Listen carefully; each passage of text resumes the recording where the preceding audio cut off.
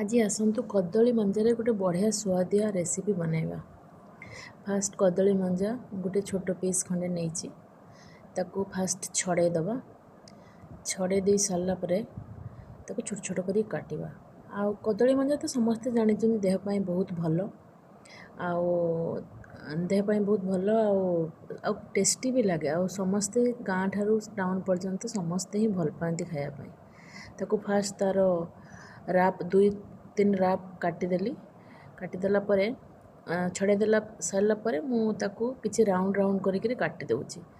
से round round करिक जेतेबेले आमे काटुना से सेतेबेले गोटे सूता टाइप रो गोड़े जाए जोटा कि सेटा जदि न काढ़िया ताले खाइले ताकू रोषे कर सारा परे ना ताकू पाटिरे लागे सेटा। ताकू एमितिका जेमिति मु काढुछि देखंतु एठी ताकू हाथ रे एमिति गुड़े गुड़े के से सूता टाइप रो ताकू बाहर कर दबा। से इजीली भी बाहरी जाए और हाथ रे भी एमिति गुड़े जाए तापर ताकू एमिति बाहर कर दबा।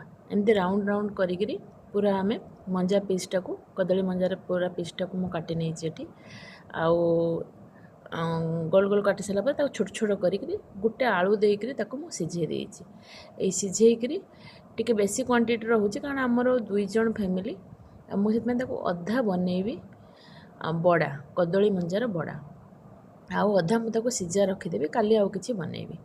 मु किछि अधा ता धरु नेली ता धर गोटे चम्मच बेसन पकेली आउ गोटे चम्मच ता धर चाउल पाउडर देबी आउ तापरे ता सहित जनरली मसला जेमिति के प्याज कटा धनिया पत्र कंचा लंका आपण एटी चाट मसला भी यूज कर परिबे।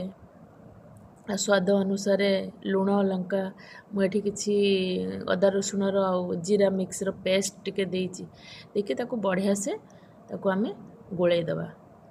गोळै देकरी से ताकू छोट छोट करके देखंतु एटी मु पकेइछि ताकू बड़ा टाइप रो पकेबा। मु दुईटा कारण मते टिके टाइम नथिला मु ताकू सेत में एका संगे दुईटा कढ़ाई रे भी बसछि आ तावा रे भी पकेइछि। आपण जोथरे भी कर परिबे तावा रे बहुत कम तेल रे हे जिवो आ देखंतु एटी किते टेस्टी आ बहुत टेस्टी लागे। बनांतु खांतु और खांतु।